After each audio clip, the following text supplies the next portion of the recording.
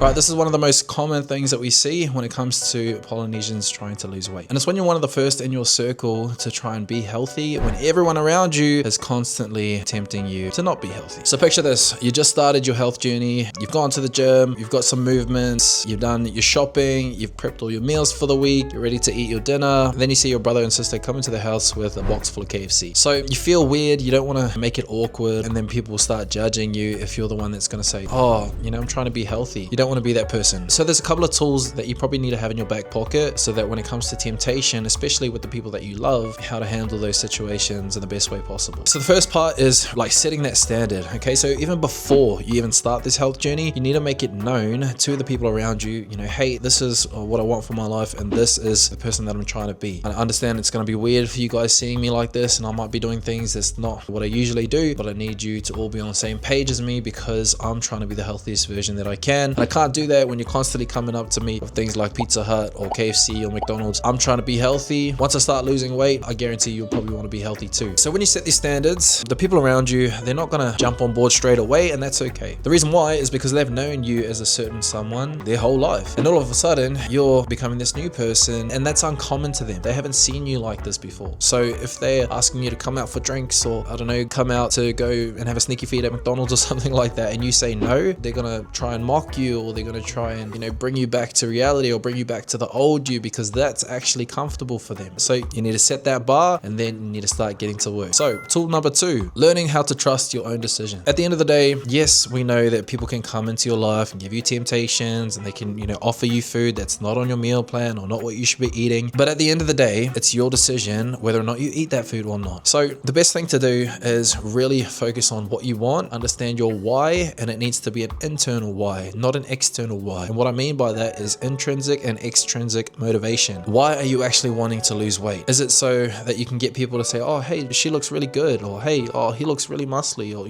those are all external reasons. You want to try and switch the motivation to internal reasoning. And what that could look like is, actually, I'm sick of seeing my family constantly being overweight, and I want to make sure that my children don't have that. So now you've got an internal reason, because it's more than just yourself. You're doing it for you and for the people that come after you. Another internal reason could be you just truly don't want to wake up and see the same results over and over again, because that's what you've been doing for the last couple of years. Waking up and realizing, oh, my health isn't on track, and I'll just push it to the side. You're sick of feeling like that, and you want to make sure that you're actually feeling proud of what you're looking at in the mirror. So again, that's another internal reasoning as to why you're doing it. And so when times get tough, or when you have to make decisions, especially when temptation comes along, it makes it a lot easier to stick to your why and make the right choices, because you've got internal motivation. So that's the second one, is actually having that tool in your pocket to say no. Tool number 3. Now this one comes after there's a little bit of consistency, but it's usually around week 4. So week 4 is when you'll start really seeing results within yourself, when you've stuck to the right movement, a right nutrition plan, and you're starting to lose weight. From week 4 to week 8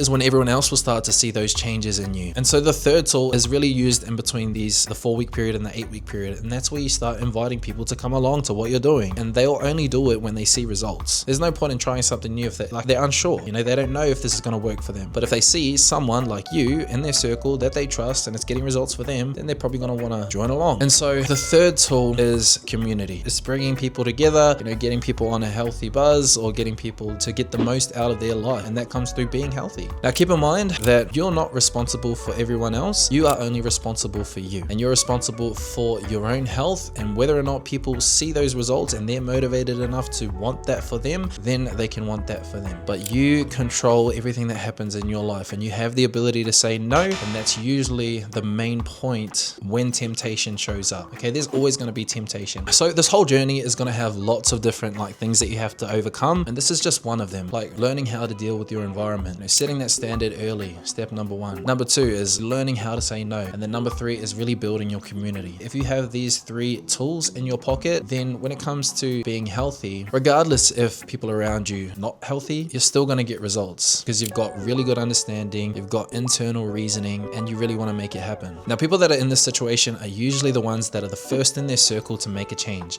and it can be uncomfortable, and that's why it's so hard, and that's probably why you're the first person to do it, because you've actually got the guts to take on this challenge and lead the way for not just you, but people around you as well. Now if you are struggling with losing weight, and you're not too sure what to do when it comes to the movement, or the meal plan, or the food to eat and staying consistent, give us a message. We'd love to jump on a call with you and then break down your situation and see how we could help. But if not, give us a follow, give us a like, and then we'll see you on the next one. Thanks, guys.